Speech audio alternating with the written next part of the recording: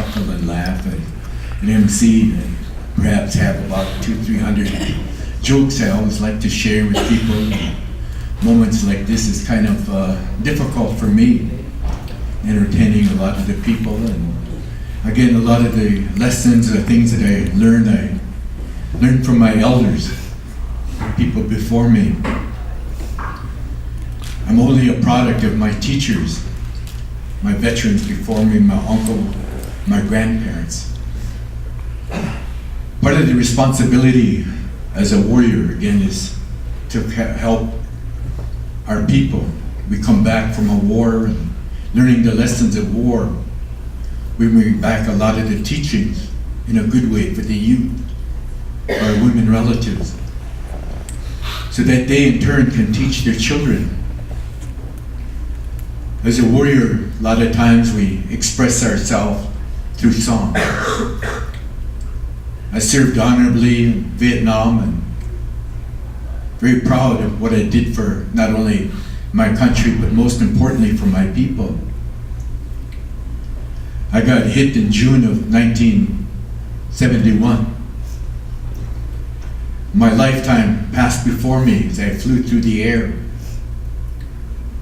I think my war brothers can attest to it. You'll see your whole lifetime in one split second. I went to the other side.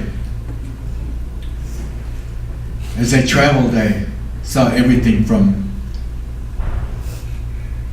the time I was with my grandparents and to everyone that I knew in my lifetime. There was a very beautiful song that came to me.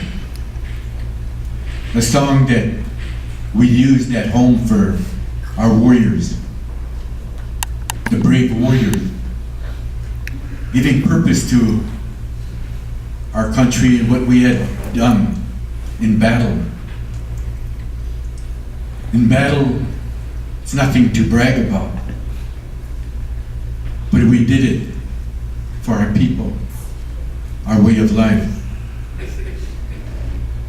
This song that I wanted to leave, I used many times at a lot of our gatherings, our veterans gatherings.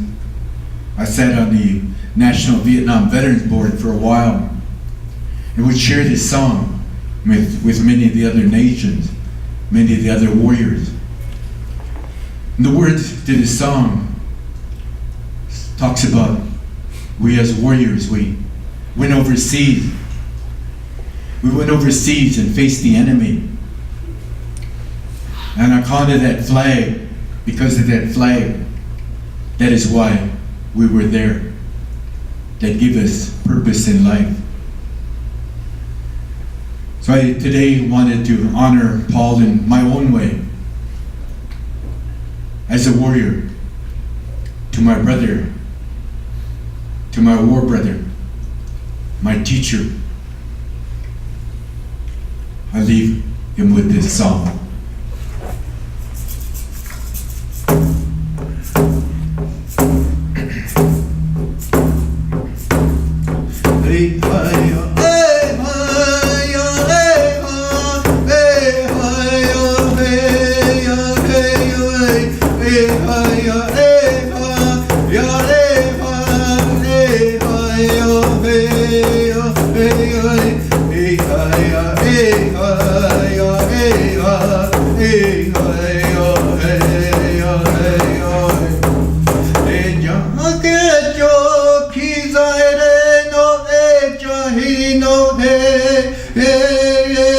We worship your name, and hey yo hey yo hey yo hey hey hey hey hey yo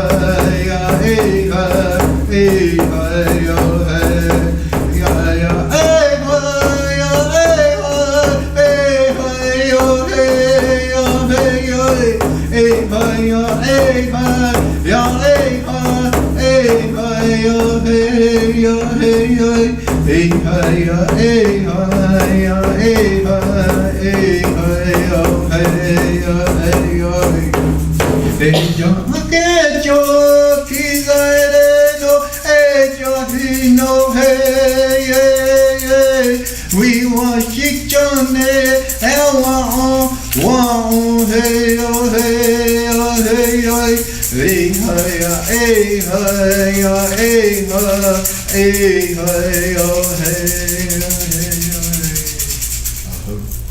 Travel well, brother.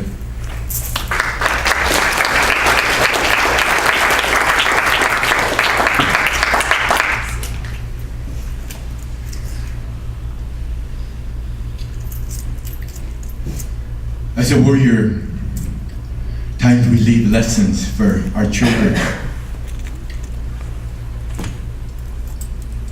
I want to close with a very powerful story that I hope that many of you as parents, those that have children, will listen. On my way to Vietnam, we were about ready to ship out. I heard someone crying in a barracks. I was in charge of my platoon, and everybody went out to celebrate, enjoy perhaps maybe their last night. I went over and sat next to this young man from Parme, Ohio. He was crying and he kept saying, "I'm not going to come back." I said, "Don't say that. I'll take care of you. I'll watch over you. Be strong." He told me his life story as he cried. We ended up on the same team in Vietnam, Team 2-4. He was my rear slack man.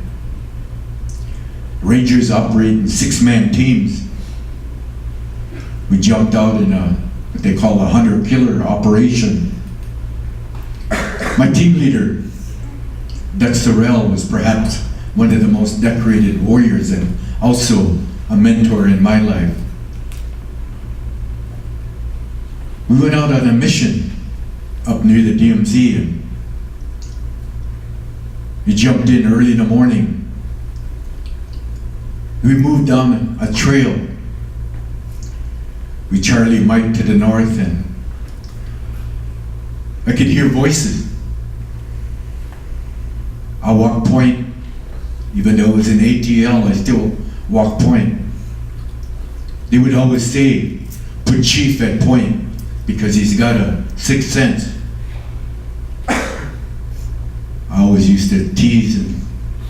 Chief's got common sense. As we went out on our mission, you could hear more voices as we grew closer. Dutch told me to take this young man with me, go off to the right.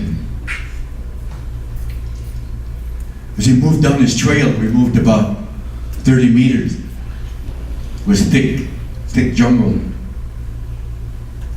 And we moved down this trail. I was watching what was in front of me, seeing if there were any tripwires, punji stakes.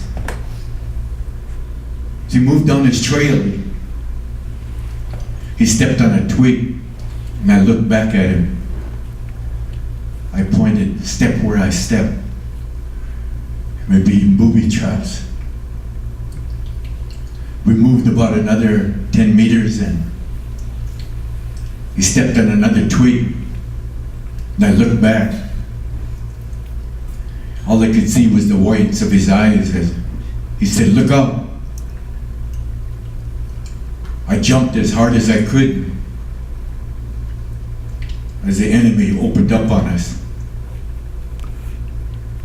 The rounds went all around. Everybody knows, especially the warriors, that everything goes into slow motion. I could almost see the rounds going past me. They went through my ruck, they went through my shirt. As I flew through the air,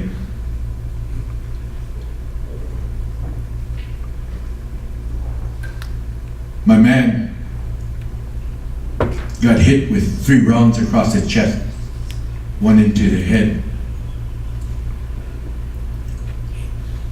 As I hit the ground, I looked back to see him fall back, and I jumped, I dropped my ruck as fast as I could, and I crawled to him as the enemy opened up all around us. He died in my arms, calling my name.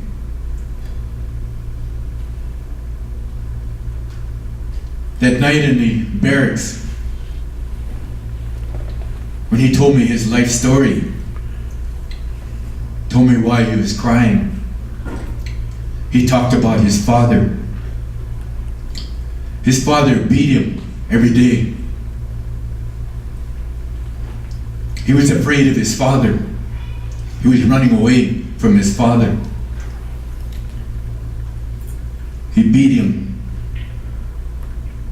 He lied about his age, and his mother signed his papers for him. I was going to turn him in, but he said no, because he was only 17 years old.